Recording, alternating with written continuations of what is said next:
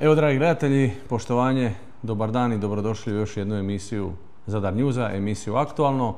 S nama je danas po drugi put ili treći put za redom gospodin Branko Katić, bivši županijski vijećnik. Gospodine Katiću, dobar dan i dobrodošli. Dobar dan, hvala lijepo na pozivu. Pozdrav svima koji će nas popratiti, koji će nas popratiti. Evo, rekli ste mi da ste imali opet novih problema sa Općinskim državnim odvjetništvom, na čijem čelu je formalno, samo na papiru, Darija Buškulić-Padovan. Obratili ste se povjereniku za informiranje vezano za određena pitanja koja ste imali za Općinsko državno odvjetništvo. Gdje je zapelo? Ajmo redom. Dakle, ja cijelo vrijeme u svom nekom javnom istupu i zahvaljujem vama što sam dali prostora kao i vašem kolegi iz 7dnevno. Cijelo vrijeme pokušavam ljudima koji nas prate, gledateljima, žiteljima ove županije pa i šire objasniti način funkcioniranja tih kriminalaca. A leglo kriminalaca u Zadru i Zadarskoj županiji su Županijsko državno odvjetništvo i Općinsko državno odvjetništvo. Dakle, radi se o Krkanima i Krkanovkama, radi se o neopjevanom ološu koji troši naš proračunski novac. Samo kratko, gospodin Katić, ja se moram ograditi od ovih riječi. Ma, ko vam je kriv, samo se i ograđivajte, ko vam je kriv što niste bičevani. Možete slobodno nastaviti. Dobro, hvala lijepo. Samo se i ogradite kad nađete za shodno da se morate ograditi, vi se ogradite, tepače. Naime, po Ustavu Republike Hrvatske na koji se zaklinju i polažu zakletvu i ovi koji trebaju raditi u državnom odvjetništvu, svi građani trebaju imati ravnopravan položaj pred institucijama ove države. Međutim, u Zadru i Zadarskoj županiji vlada Kalmetin apartheid. To je zločinačka organizacija koja je Kraken koji je uspostavljen nakon legendarne krađe izbora. Koja je godina to bila? To je bilo 97. Možemo i kasnije o tome. Dakle, sve poluge vlasti drže ti Krakenovci, a radi se o političko, pravosudnoj i novinarskoj Krakenu. Tu su i vaše kolege, takozvano urinirano novinarstvo. Ja ću još jednom staviti ogradu, ali pitaću vas da konkretno kažete o ovom što se dogodilo u Općinskom državnom odvjetništvu. Obratili ste se povjereniku za informiranje? Je, ovako. Dakle, kako nemamo ravnopravan položaj, svi građani, nećemo spominjati Orvela o jednakim jednakima. Ja uporno govorim onu zločinačku Krakenovsku za prijatelje sve, za neprijatelje zakon. Pa tako i u ovome slučaju. Nas, nisam jedini, nažalost, a mislim da i sebe vi možete tu ubrojiti, mi smo proganjani. I za nas ne vrijede nikakva pravila, nego vrijede pravila Krakena. Vrijede pravila apartheida u ovoj županiji i vrijede pravila tih Krkana i Krkanovki. S obzirom da čovjek koji radi državno odvjetništvo po vokaciji trebalo biti elita pravosuđa, elita i stup svakoga društva, da svi građani imaju povjerenja u tu instituciju. Međutim, kod nas je negativna selekcija. Ko ne zna gdje će raditi u državnom odvjetništvu. To je toliko negativna selekcija da je to strašno. Dakle, ne radi se o kompletnom ljudstvu, to u svakoj instituciji ima čestitih i poštenih ljudi, ali oni su takvi. Ako čovjek ne zna što je prije travanj ili veljača, pitanje je da moraš pitati je li on poslovno sposoban. Tu pričate konkretno o Branki Rukavini? Danas ću ići korak dalje.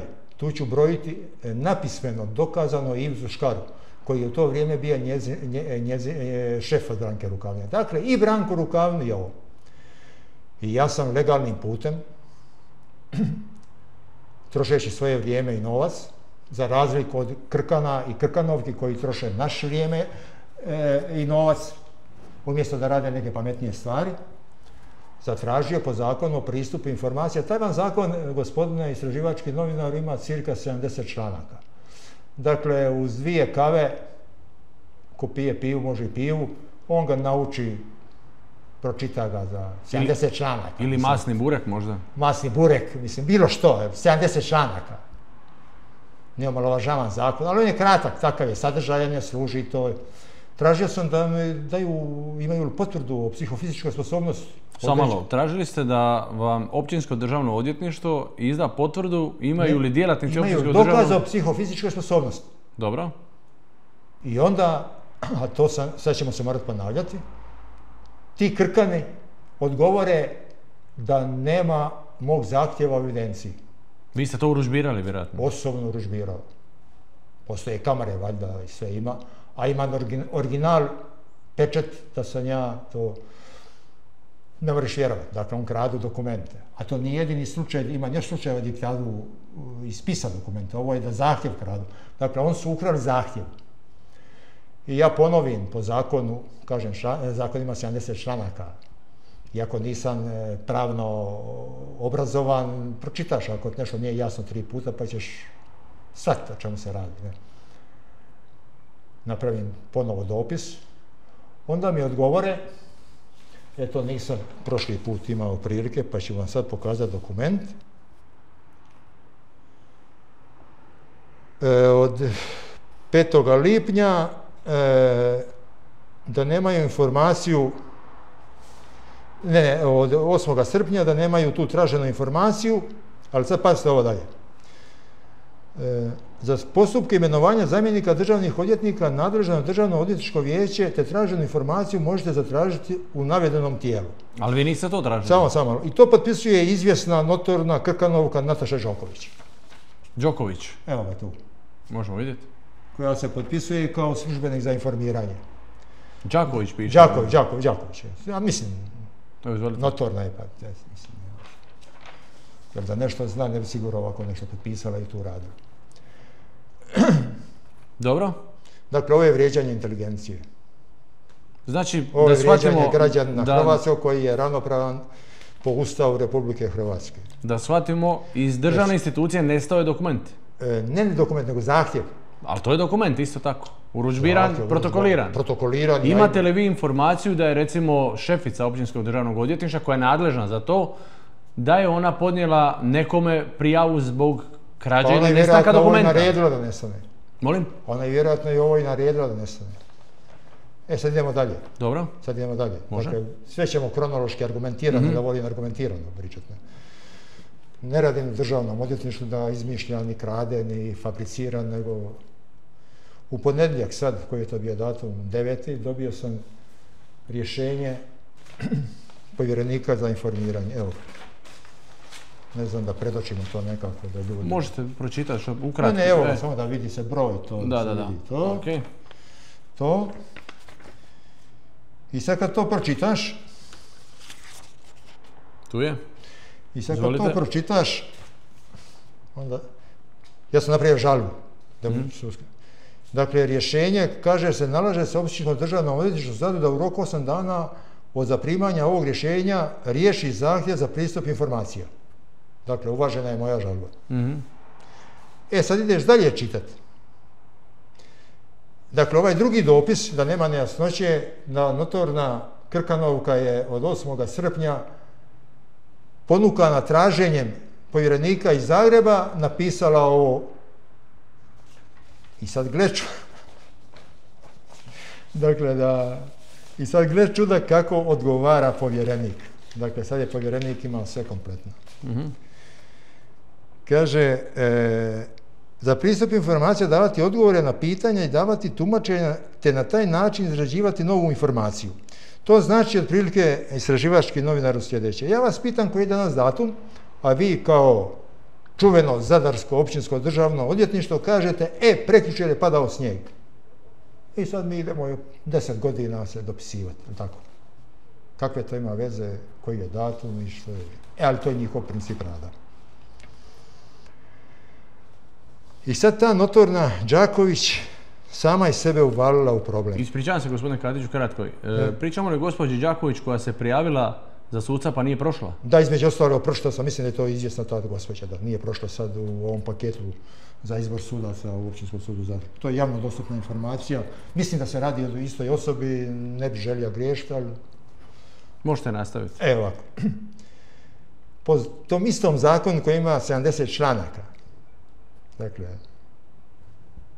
uz 2 kave pročitaš slobodno vrijeme, Kaže, ako tijelo koje tražiš informaciju ne raspolaže informaciju, a zna koje raspolaže, da je dužno uputiti vaš zahtjev tom tijelu i vas obavijestiti.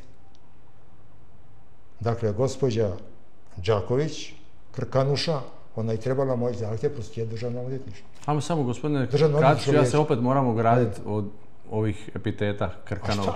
Mislim, pa nema ja vremena sa svima natezati, ja tražim jednu notornu informaciju, dakle članak od 76.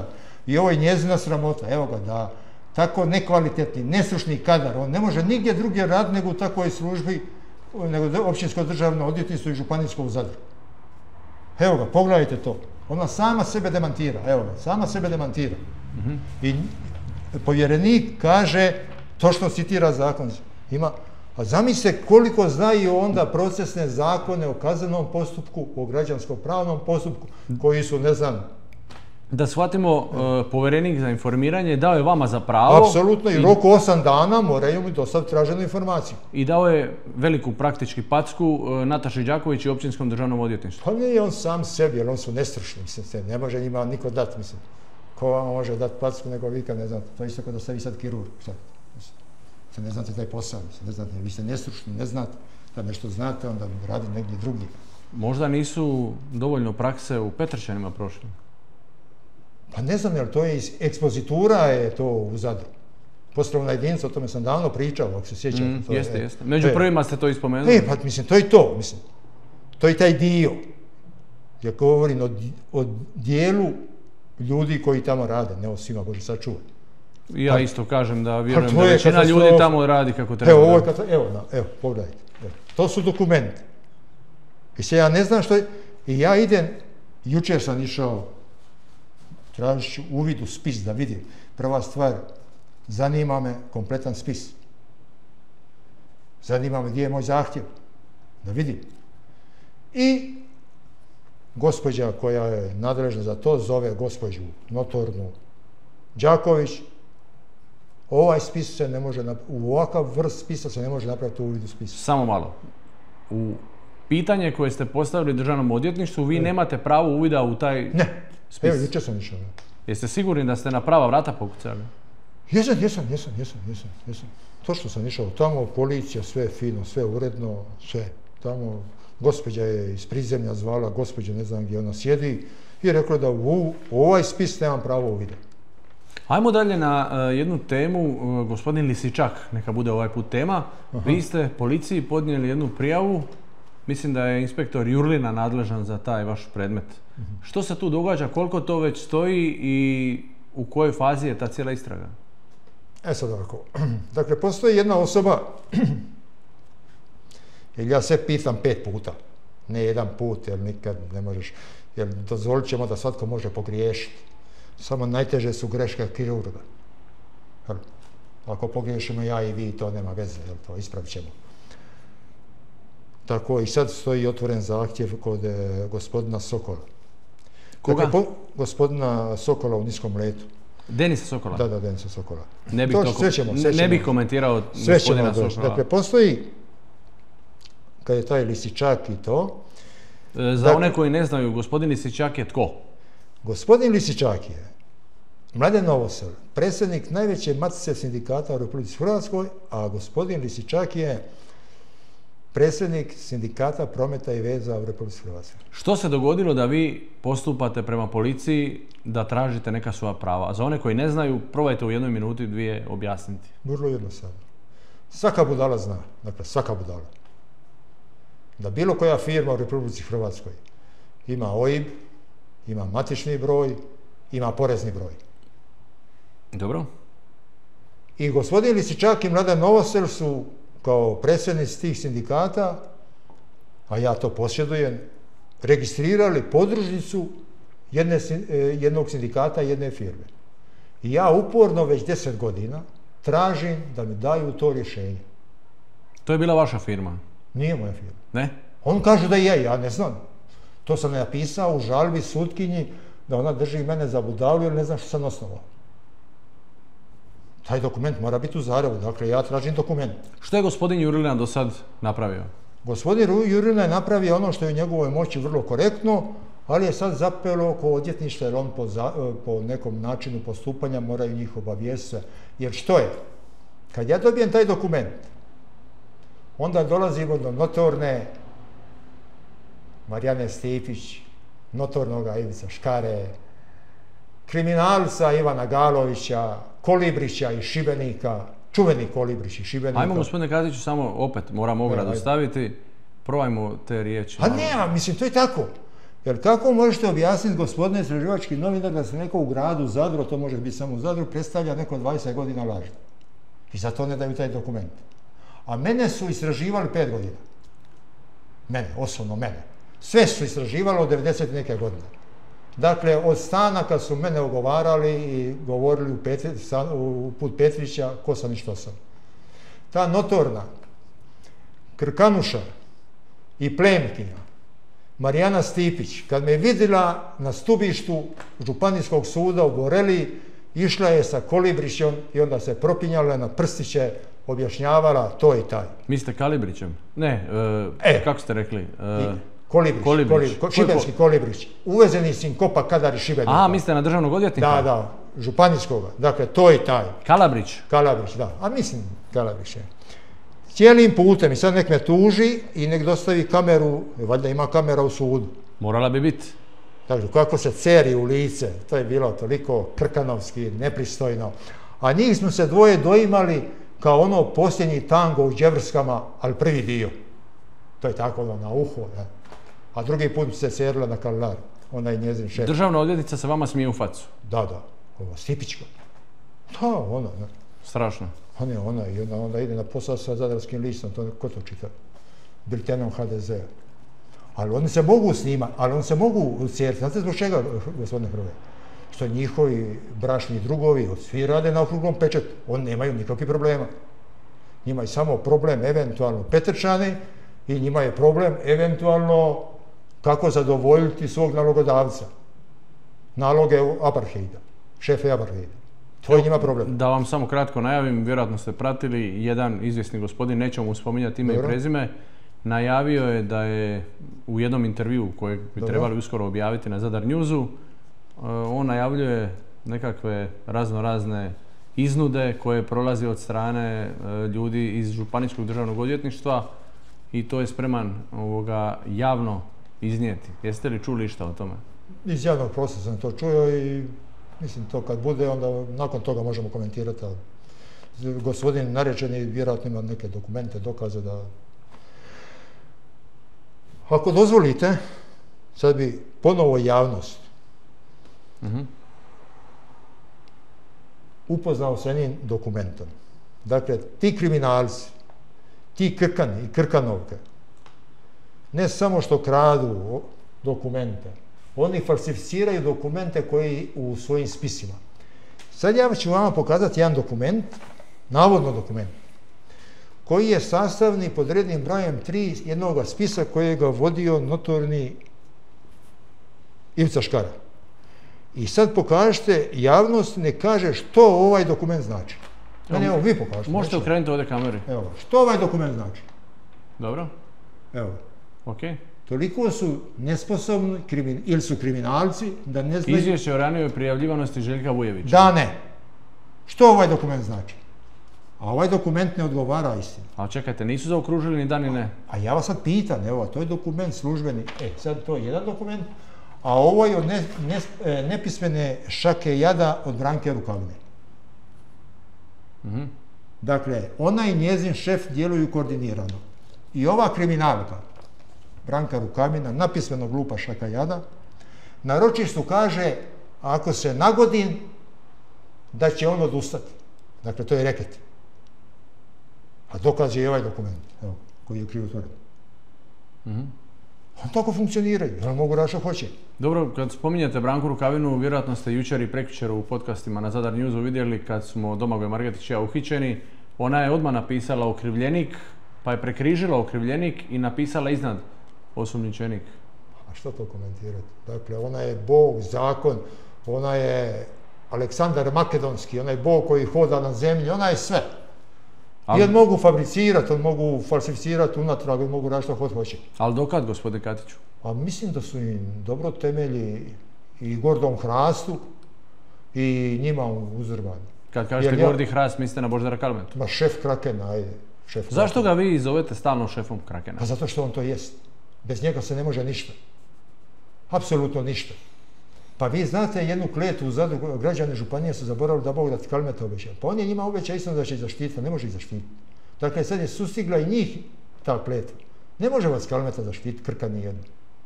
Vi ćete morati odgovoriti i dati ovu potvrdu. A kad dobije novo rješenje, tražite ponovo potvrdu za Branku Rukavnu i Ivicu Škaru. Jesu li ovo normalni ljudi koji rade ove papire? Nek Ivica Škara kaže datum kad je izlučio izbore o krađi izbora. Samo datum, ja ću sad. A prva krađa dokumenata, dakle dokumenata iz ovoga seže iz doba kada me je osobno zvala gospođa Antonija Miočić u jednom predmetu kako je jedna firma povlaštena od šefa Krakena krade. Jeste spremni reći koja je firma u pitanju? Ploter, nema tu uopće disko, ima svu dokument. Dobro. Ali nema, to je sve, evo, to ide. Ali gospođa Antonija, znači, zvala vas je i što je nakon toga bilo? Ništa nabrani svoj stav, prebanje, ništa. Specijalna izvješća, ništa. Nema ništa. Evo ovako, a čuo sam da se protiv vas vodi izgleda postupak za pranje novca. Sad ste me doveli u situaciju gdje iz novinara i voditelja postajem onaj koji daje odgovore. Pa daćete mi kratko 1 minutu da vas prekinem vaš ekskluzivni intervju. Dakle, Antonija Miočić, kršeći svoje propise, ko bi reći, mene je telefonski, a ja vjerujem da oni snimaju svoje telefonske pozive, izvijestila o tome da vodi istragu protiv mene za pranje novca. Kad sam bio kod nje u kancelariji, rekla mi je da ne može niti jednu odluku donijeti bez da joj šefica Darija Buškulić-Padovan to potvrdi. Evo sad sam je zvao prije par dana isto za taj slučaj. Mislim da vi ste bili sa mnom prisutni, čuli ste vjerojatno. Dakle, ona kaže da će taj predmet o pranju novca uskoro završiti, ali ona prema znači prema svojim pravilima internim, radi čega bi mogla i otkaz dobiti, KRDO, kazneni rad državnog odvjetništva, ona mene ne smije uopće izvijestiti o tome. Dakle, ja se istina već 7-8 mjeseci istražujem za pranje novca. Mislim da HANFA još treba dostaviti nekakve dokumente. Možda, dobro, to su prelegalne institucije koja Europska burza ili kojim slučaju Narodna banka. Pa oni su tamo, imaju svi u sukobu interesa ili trguju sa povlaštenim informacijama. Ja sam gospođu Miočić pitao da mi nabroji te nekretnine pa da mi daju kopije ključeva, bar da se negdje mogu ići odmoriti od svega ovoga. Čekaj, vi za pranje novca sa izbjelivačem u veš mašini ili bez? Ne bih znao, vjerojatno je bez omekšivača ovaj put bilo. Izbjelivača. Možda bi mogli malo iz Petrčana omekšivača prenijeti ovdje pa da bude čišće. O, dobro, to sad spada u slobodnu aktivnost. Pa gledajte, nije slobodna aktivnost. Kad ste rekli slobodna aktivnost, malo smo se sad našalili, ali govorili smo istinu kako je. Ovo su preozbiljne stvari. Ne, ovaj dio za omekšivač, ali kako biste vi komentirali kao čovjek da vam osoba koja je odlazila u Petrčane kaže da je odlazila tamo, ali da nije sa svojom voljom baš pristajala na sve, a prolazila je sve i svašta? Kad pogledate moj pisani uradak, napisao sam gospođi Padovan Buškulić da je ona toliko nesposobna da ne može nigdje raditi nego u takvim institucijama. Onda za tako nešto moraš nešto i pretrpiti. Jer ako te Kraken drži, dakle ti nisi tu po stručnjaku. Jer kad ajmo sad iz života, kad trebaš nešto da pitaš, on ti je najbolji, on ti je najkvalitetniji. Ali vi pogledajte kako je, na koji način, ja volio da na ovaj način ne priš, dakle ovo je moj vrijednosni sud o tim ljudima koje sam imenom i prezimenom rekao, ja nisam rekao, ne znam. Ali vi sad pogledajte ovo što piše ova Krkanuša Đaković. I sad uzmete ova 3 dokumenta. Pa najprije kako moraš odgovoriti po mom zahtjevu, a mjesec dana prije kažeš da si ukrade. A gospodine Đaković, gospodine Katiću, jer vi znate da je gospođa Đaković još dodatno plaćana zbog toga što je povjerenik za informiranje odao? Nemam pojma, mislim, ne znam to, ja to ne znam. Dodatno na plaći dobiva za to? Normalna stvar, ona je u službi, ona je u Krakenu, to je Iber, to je još tako, to je Iber. I to me čudi da gore piše ona, da odgovara kao povjerenik za informiranje. Ajmo dalje. Pustit ćemo na kratko općinsko državno odvjetništvo, županijsko državno odvjetništvo, Sokola niskog leta, rekli ste Krkanušu, Stipić. Da. Napismeno glupu šaku jada. Neka kaže u tamo kako je Ivan Galović kriminalac zaposlio svoju kćer. Jer mi bi trebali, vi, recimo onaj kome se bacaju bombe u dvorište, mi bi trebali voditi računa o njihovim obiteljima. A mi nemamo obitelji, mi smo rođeni i odrasli na Drači. Ja bi trebao voditi računa o Mariji Rukavini koja je bila zamjenica Galovića. Tko je Marija Rukavina? Ona je bila zamjenica Galoviću i majka je od Branke Rukavine. To je njihovo nasljedstvo. Oni nemaju briga, rekao sam, nemaju materijalni briga. Oni su bogovi. I sad bi ja trebao voditi računa o njima. To su obični Krkani. Krkanuši, obični. Napismeno glupa šaka jada. I taj kriminalac Galović dođe u Varaždin. A u Varaždin je drugi stupanj po žalbi za tužbu protiv mene. Proceduralno nisam trebao ići, ali sam išao čisto da pokaže namjeru da ne odustaje. I ja njima svima kažem, ovim Krkanima, da ne odustaje. Ne odustaje, nema odustajanja. Dok ne dobijem sve jedan papir koji tražim. Ajmo mi na ovaj... Samo malo da kažem. Recite, može. I on je došao samo se opravdavati kako sam ja nazvao Branku Rukavinu napismenu glupu. Onda nije znao ni to ponoviti. Ivan Galović. Dakle, toliko im je stalo do toga. Gužva na izvještajnoj skupštini Nogometnog saveza Zadarske županije. Reno Sinovčić vlasnik je prostora u ulici Hrvoja Čustića broj 2, je li tako? Može biti. Što se dogodilo na tom? Trajao je neko vrijeme taj proces. Reno imao nekakvu svoju kampanju. Za sada to nije prošlo. On je deložirao HNK Zadar iz svojih prostorija. Jučer su se presvlačili igrači uoči utakmice na pomoćnom igralištu Arbanasa. Ajmo sad ovako, kako nisam više u tom, nego u nečeme drugome. Uvijek je nešto drugo iza kulisa.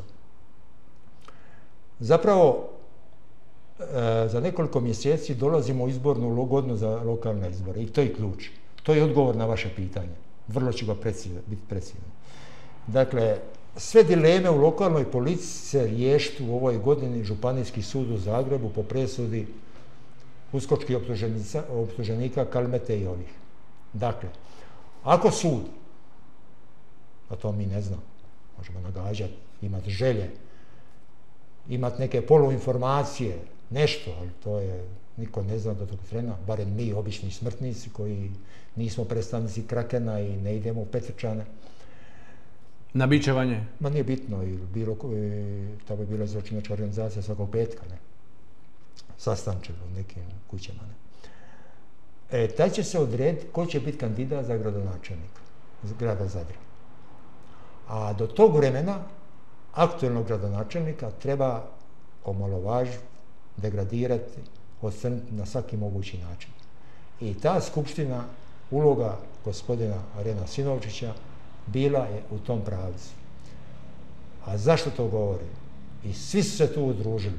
Od čelnog čovjeka županije do čelnog čovjeka županijskog HDZ-a, Kalmete, svi su se udružili da što više štete nanesu Hrvatskom nogometnom klubu Zadar, a podredno gospodinu gradonačelniku.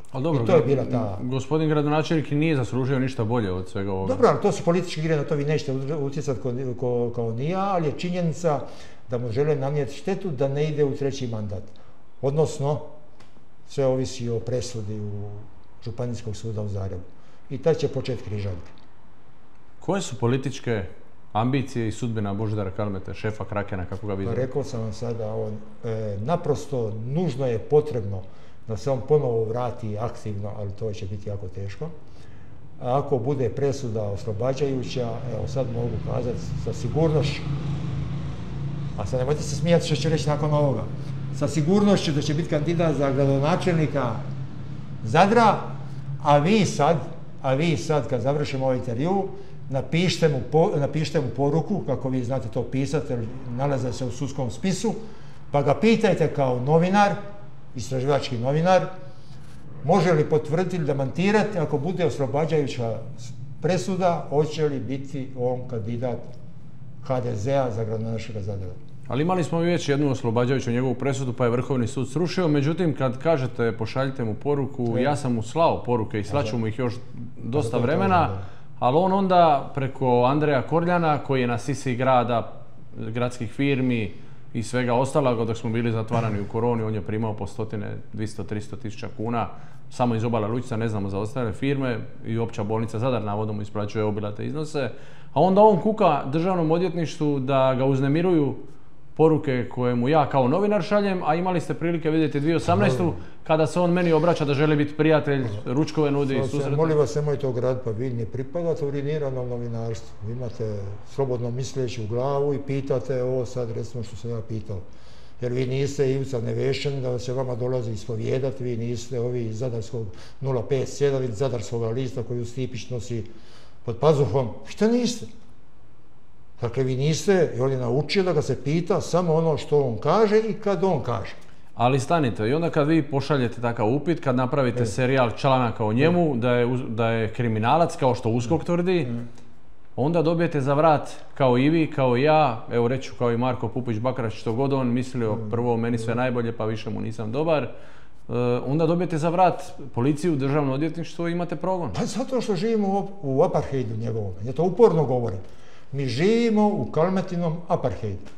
Čelni ljudi, institucija su postavljeni, zna se gdje.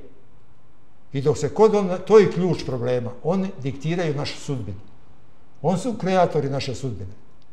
Kako je rekao Đoni Štulić, na strateškim mjestima njihovi ljudi? Kurvini sinovi. To je bilo 1982. godine. To je pjesma koja je bila zabranjena u sve jednoj vojarni. Proročka pjesma. Sjećate? Ali on to ne sjećaju danas. Jer ovo je sve njihovo. Pa njihovi sve obitelji rade na proračunu. Ante Kalmeta je predsjednik nadzornog, sin od Kalmete je predsjednik nadzornog odbora Liburnije. Što on znao o autobusima? Kad će krenuti suđenje za kriminal u Liburniji? Kome? Pa kome? Koji napravlja kriminal? Mislite na ove prijave koje su stizane? Na županijskom sudu, dakle to je na županijskom sudu. Što on zna? Gdje mu radi žena? Zakonita žena. Kome? Kalmete. Dakle, svi su na proračunu. Dobro, ona je pročelnica, on je... Pa normalna stvar, šta će drugo biti? On je kupovao zavjese za 17.000 kuna, sjećate se te afere? Gdje radi muž od Stipičke? Gdje? Gdje radi muž od Miočićke? Samo malo. Spomenuli ste gdje radi muž od Marijane Stipić, je li tako? Da, najprije je radio u Čistoći, sad radi u Liburniji. A jeste li čuli informaciju da je iz Čistoće premješten u Liburniju zbog... Ja sam čuo za informaciju da je ona sa službenog maila slala novinara da to ne pitaju. Da, to je točno. Ja imam to, vidite, to je točno. Marijana Stipić imanja puno toga. Sa službenog maila slala novinarki iz Zadarskog lista tadašnjega. Nije bitno, da li nećemo spominjati, dobro, da se o toj temi ne radi. Ne. Jer on mogu sve. A meni će reći da se žalim u Zagreb. Nećete krka nijedno. Nećete. Pogledajte ovo. Da se obrati. To je ponižavanje, to je ruganje. To je ruganje. A zato ja kažem da je krkanovka. Evo je, krkanovka. Hoćete vi meni za kraj ovog intervjua, gospodine Katiću? Već kraj. Već je kraj. Jer smo prešli 30 minuta. Hoćete li mi za kraj reći, već treći put vas pitam, tko je i gdje je Pajo Kovačević? Pajo Kovačević? Pajo Kovačević. Pa čovjek pije kavu na Karlari. Može biti sa Ivanom Galovićem.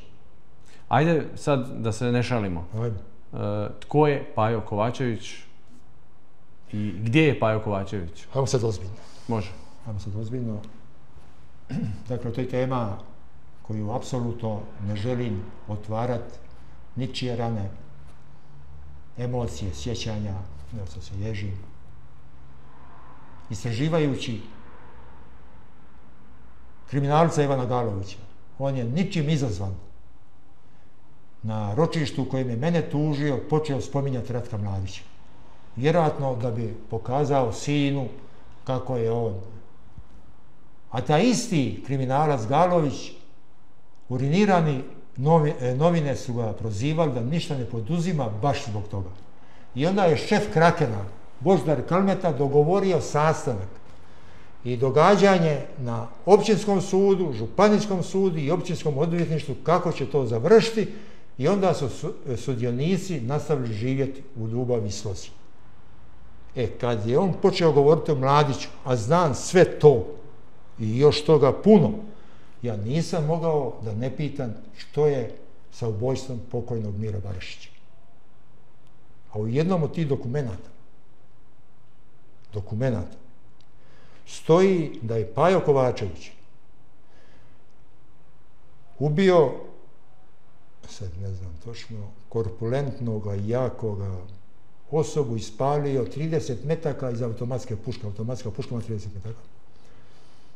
I da je ovaj uhvatio za cijev i pao na zemlju.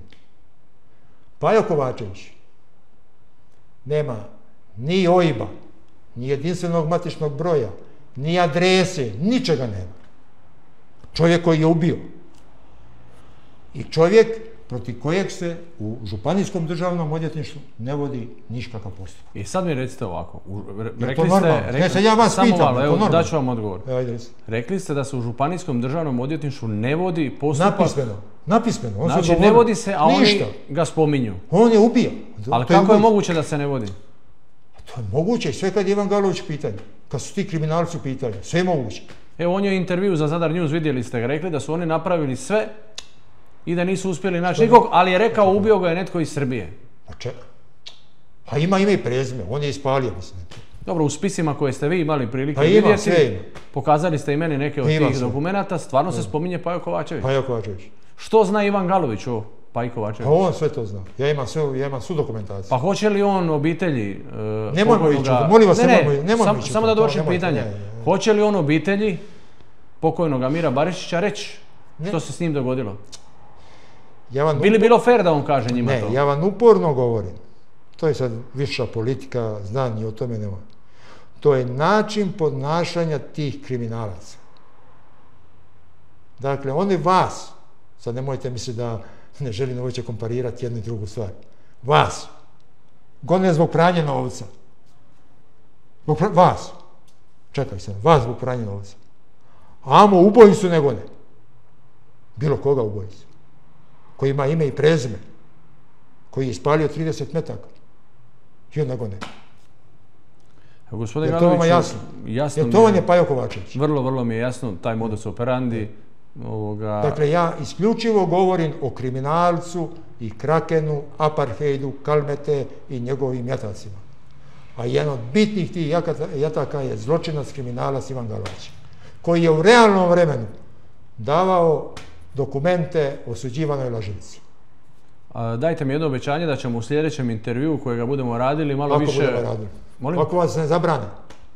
Zadar News se ne može zabraniti. Pa nikad ne znaš. Nema ništa od toga. Recite mi samo, hoćete mi dati riječ, ljudi su pitali, dosta ljudi je slalo upite vezano za to jer ste to spominjali, da bi mogli u jednom od intervjua obraditi temu krađe izbora 97. Nema problema. Može. Htio sam reći gospodine Galoviću, opet malo brkam imena jer stalno ga spominjete. I vas je koštao isto. Pa da, on je mene... Evociran uspomenu, ali? Evocirate uspomenu na to da s 5 godina nisam mogao digniti potvrdu da se protiv mene ne vodi kazneni postupak jer je Franka Pavića nagovorio da me lažno prijavi. A sad vam još 3 sekunde. Koliko su jadni i bijedni. Koliko misle da kontroliraju sve. Dakle, kad je on mene tužio na suđenju, održano je 3-4 ročišta i kao javnost mi je dolazio njegov sin. I onda se on hvalio kako je on dobio nagrade, sve to. I kad su odlučili da će zabraniti javnost, onda taj dan na to ročište nije mu došao sin. Dakle, to je dokaz koliko su jadni i bijedni kontroliraju. A ja sad vas pitam, a vi kažete da ovo ne mogu zabraniti. Dakle, ne mogu zabraniti. Ivane Galović ubija se u seksualnoj vezi sa osuđivanom lažljivicom Marinom Vlakić. Mi se ograđujemo, to su vaše riječi. Ogradite se, možete ići na bičevanje. Ne bi na bičevanje, gospodine Katiću, ja se ograđujem o ovom zadnjem o Marini Vlakić, to je vaš vrijednosni sud, vi stojite iza toga. Ja vam se zahvaljujem što ste odvojili svoje dragocjeno vrijeme i da ovdje u Starigradu na ovoj lijepoj površini napravimo ovaj intervju. Hvala vam puno. Mogu pozdraviti predstavnik uriniranog novinarstva. Slobodno pozdravite koga god želite. pozdravljam predstavnika orijentiranog novinarstva. Evo, dragi gledatelji, hvala vam što ste gledali još jednu emisiju Aktualno. Kao i uvijek, za vas koji ste registrirani na YouTube-u, slobodno u tražilicu ukucajte Zadar News, kliknite subscribe i ono malo zvonce pored njega kako bi vam notifikacije stizale na vrijeme. Pozdrav i svako dobro.